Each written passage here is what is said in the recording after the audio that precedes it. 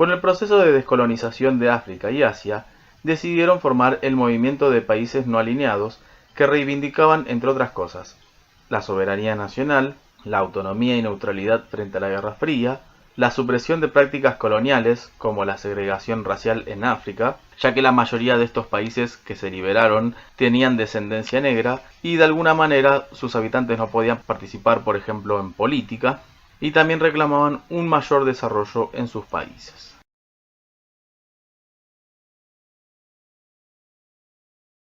La década del 60 coincidió en Estados Unidos con la presidencia de John Kennedy, quien junto al líder soviético Nikita Khrushchev intentaron llegar a una distensión del conflicto entre norteamericanos y rusos mediante la coexistencia pacífica. No obstante, la confrontación entre las potencias recrudeció a raíz del muro de Berlín, que fue construido en 1961 por Khrushchev, lo que marcó la división de Alemania, y de la crisis de los misiles de 1962, porque los rusos instalaron misiles soviéticos en Cuba, lo que luego fue resuelto diplomáticamente por ambos presidentes. Bien, hacia los años 50 y 60 el capitalismo estaba consolidándose como modelo económico, si bien estaba compitiendo contra el modelo comunista. Recordemos que para esa época estaba aconteciendo la llamada Guerra Fría, ¿no? Que fue una confrontación ideológica entre Estados Unidos, que era la base del capitalismo, y la Unión Soviética, que era el centro del comunismo en el mundo. Bien, entonces en los países de Occidente, donde empieza a desarrollarse el modelo capitalista, todo esto gracias también a la ayuda que Estados Unidos aporta a los países de Europa Occidental a partir del Plan Marshall, empieza a haber un rol cada vez más activo del Estado, ¿no? Más o menos para recordar, la intervención estatal en la economía ya ocurría desde 1929. Si ustedes quizás recuerdan, en ese momento se había expandido el modelo de estado de bienestar que estaba basado en las ideas del economista británico John Keynes, quien sostenía que el Estado debía regular la economía y crear las bases ideales para seguir expandiendo el consumo, beneficiando a la clase trabajadora. Bien, para los años 50 y 60, es decir, durante los primeros años de la Guerra Fría, van a aparecer las economías mixtas, es decir, los estados capitalistas, que en su momento fueron totalmente liberales, luego cambiaron y para asegurar una economía en crecimiento sostenido dentro de estos países, decidieron que haya una mayor intervención del Estado con una participación conjunta de los capitales privados, es decir, de las empresas privadas o las empresas multinacionales. Estas economías mixtas se basaron en el sistema de planificación estatal, un sistema utilizado por la Unión Soviética, ¿no? Para alcanzar un crecimiento económico sostenido, es decir, una planificación a largo plazo para lograr un gran desarrollo económico dentro de cada una de estas naciones. Los objetivos claros de esta planificación estatal fueron el crecimiento, una política de pleno empleo y el aliento al consumo. Entiéndase por pleno empleo la situación en la que la mayoría de la población activa de un país tiene ocupación rentable. Y uno de los criterios tomados para medir esto es que las tasas de desocupación deben estar por debajo del 5% de la población económicamente activa. Al menos esos eran los parámetros utilizados durante la década del 60. Es decir, todo país que tuviera 5% de población desocupada dentro de lo que es el grupo de población económicamente activa, es decir, aquellos que están trabajando o que no tienen trabajo pero buscan plenamente, debe ser menor al 5%. Y en estos países, ¿no? en Europa Occidental e incluso en Estados Unidos, se tomaron diferentes medidas que dan cuenta de la intervención del Estado, ¿no? Que de alguna manera ayuda a mejorar la calidad de vida de la población. En ese momento, los estados de los países capitalistas tomaron medidas como los subsidios estatales a las empresas, ¿no? Para alentar la producción local y protegerlas de la competencia extranjera.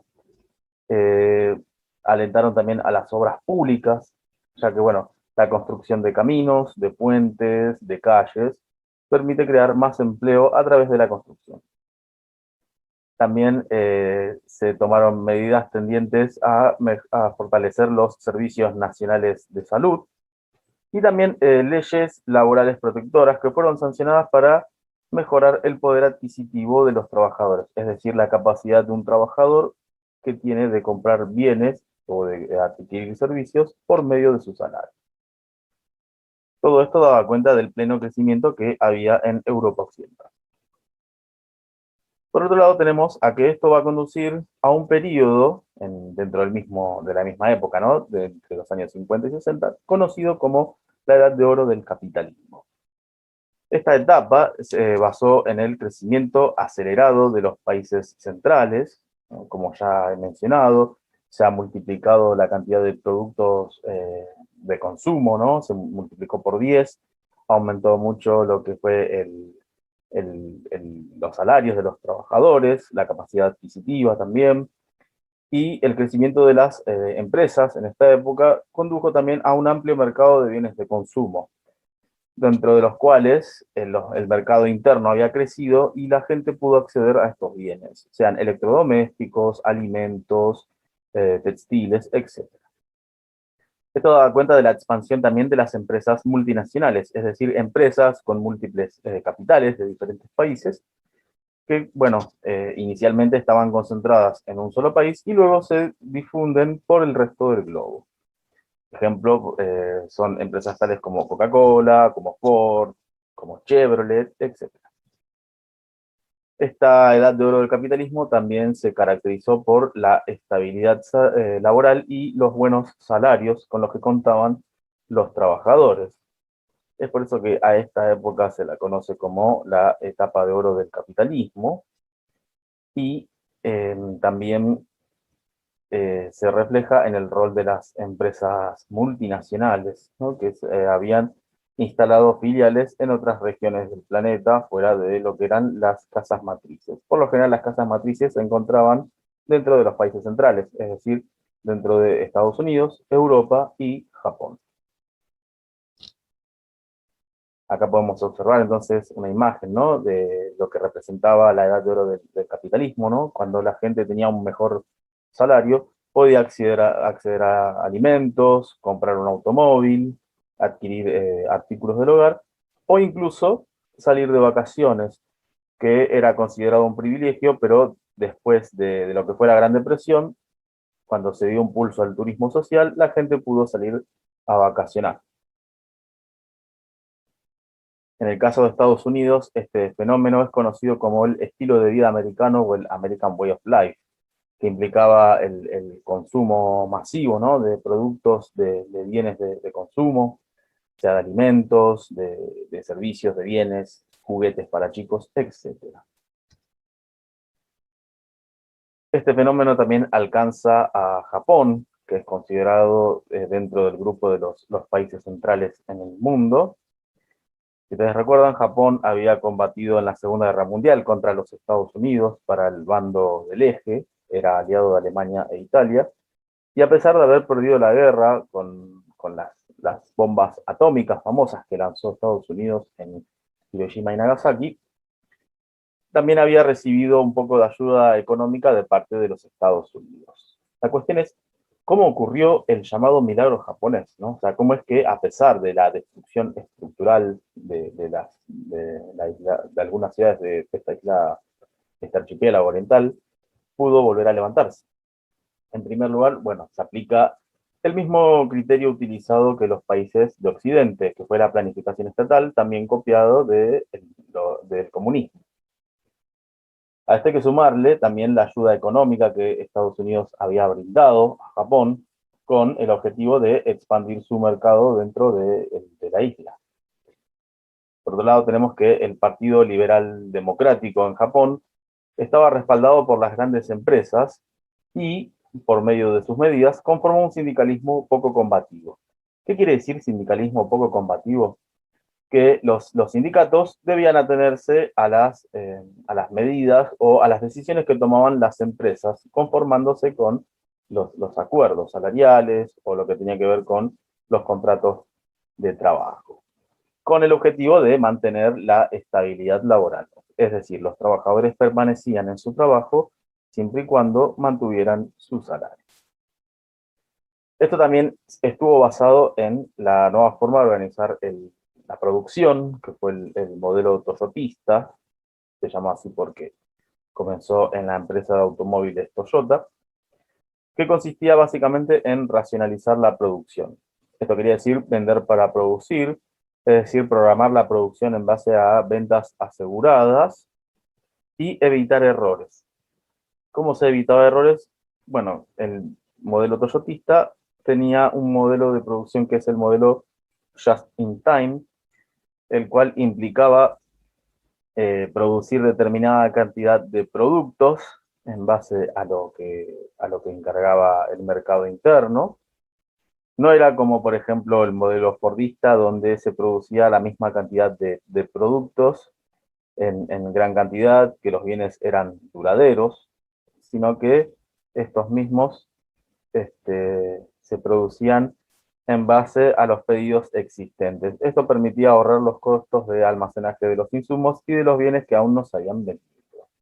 Es decir, de acuerdo a la demanda de productos que tenía la gente, se producía la cantidad del volumen de bienes.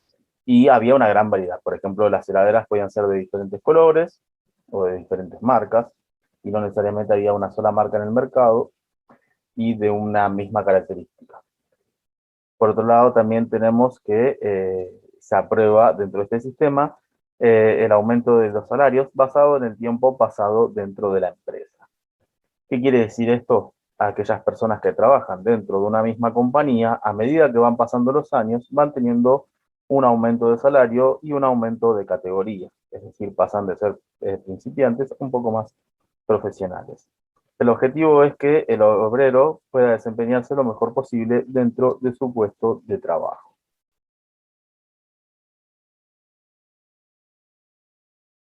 Para hablar de lo que fue la descolonización, debemos remontarnos a los antecedentes. El primero y más importante tiene que ver con el Congreso de Berlín, el cual fue una reunión de los países industriales más poderosos de Europa: Inglaterra, Francia, Alemania, Holanda, Bélgica y en menor medida Portugal y España, que no eran tan poderosos en el siglo XIX. Hubo dos congresos, uno en 1870 y otro en 1885, en los cuales estos países decidieron repartirse territorios inexplorados de los continentes africano y asiático. Y la razón por la que se repartieron estos lugares fue porque, al ser varios los países que se industrializaron, competían entre sí por vender sus manufacturas industriales y por obtener nuevos mercados y nuevos lugares donde conseguir materias primas más baratas.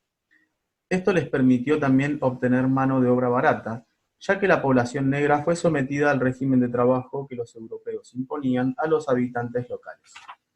Imagínense que fue un proceso doloroso, ya que trabajaban en condiciones infrahumanas de explotación, e incluso mucha gente murió tratando de resistir el avance de los blancos, que invadieron con sus armas, con hambre de extraer los recursos naturales importantes, sean estos agua, minerales, oro, marfil, carbón, petróleo, etc.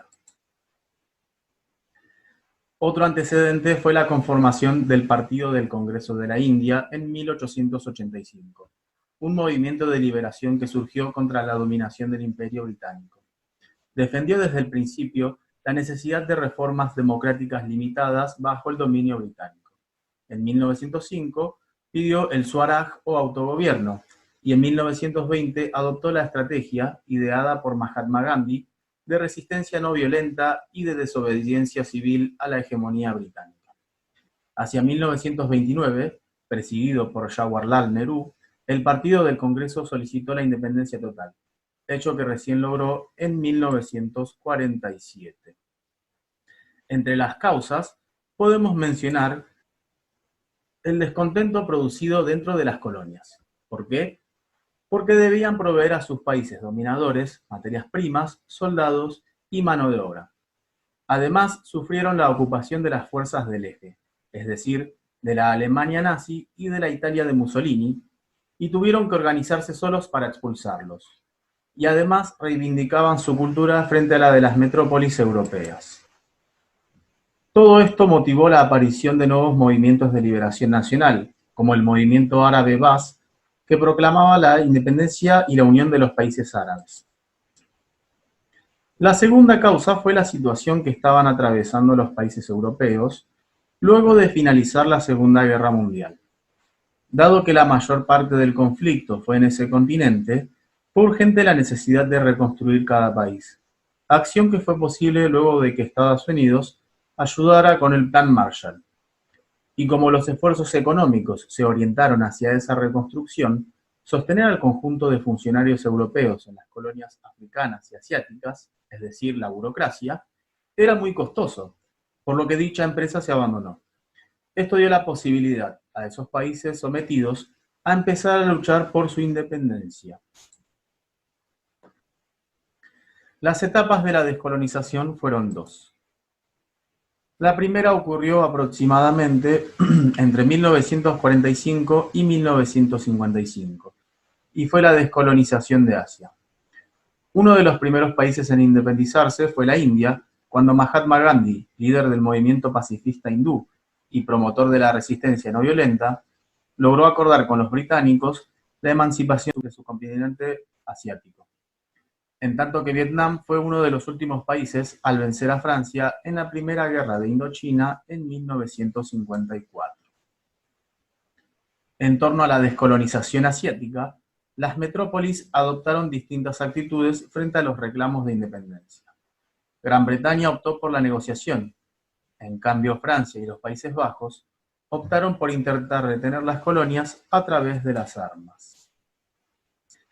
La segunda etapa de descolonización, ocurrida en África, aconteció entre 1955 y 1975 aproximadamente.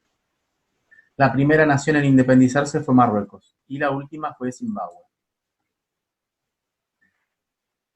En torno a la descolonización africana, las metrópolis con colonias en el norte, salvo el caso de Argelia, optaron por la negociación. En cambio, al sur del Sahara, hubo brutales enfrentamientos armados signados por el racismo. El reconocimiento de este proceso de descolonización se produjo en primer lugar en 1955, cuando en Indonesia se celebró la Conferencia de Bandung, una reunión en la que participaron 29 representantes de países descolonizados en ese entonces. Su principal meta fue elaborar una estrategia política alternativa al capitalismo y al comunismo, ya que en ese entonces el mundo estaba dividido por la Guerra Fría, y estos países querían evitar caer bajo la influencia de Estados Unidos y la Unión Soviética. Allí también elaboraron un documento en el cual condenaron la actitud colonialista de los europeos, reclamaron la descolonización total y declararon su neutralidad frente a los conflictos del mundo bipolar. Un segundo momento de reconocimiento fue en Yugoslavia, donde se celebró la Conferencia de Belgrado en 1961, en la cual se decidió crear el Movimiento de Países No Alineados, es decir, que no se enfilaron ni a favor de Estados Unidos ni de la Unión Soviética. Su objetivo fue fortalecer los lazos entre sus países miembros y desarrollar planes de desarrollo económico alternativos a los de las potencias dominantes. Debido a los acontecimientos relacionados con los movimientos de descolonización, a mediados del siglo XX comenzó a generalizarse el uso del concepto tercer mundo en referencia a los países que no pertenecían al primer mundo, o sea, las naciones industrializadas de Europa y de Norteamérica, ni al segundo mundo, es decir, la Unión Soviética y sus aliados comunistas. Un rasgo común atribuido a estos países es el de la pobreza, desarrollada a partir de la División Internacional del Trabajo que los países industriales impulsaron en el siglo XIX. Como estas potencias extrajeron sin escrúpulos los recursos naturales y se beneficiaron con el comercio en condiciones favorables a ellos, los países tercermundistas declinaron económicamente. Otra noción asociada es la de subdesarrollo, que se relaciona con el atraso tecnológico en comparación con los países industriales, pero no se está considerando el peso de la historia económica en el origen de las desigualdades, las cuales se iniciaron con la División Internacional del Trabajo y, podría decirse, mucho más atrás en las colonizaciones del siglo XV. Bueno, espero que les haya gustado la clase Y quisiera cerrar recordándoles que no se olviden de hacer las tareas pendientes. Recuerden que en 6 semanas cierran las notas del primer trimestre y es importante hacer todo con tiempo teniendo en cuenta la situación actual. Cualquier duda me escriben en el Classroom y nos veremos en la siguiente clase.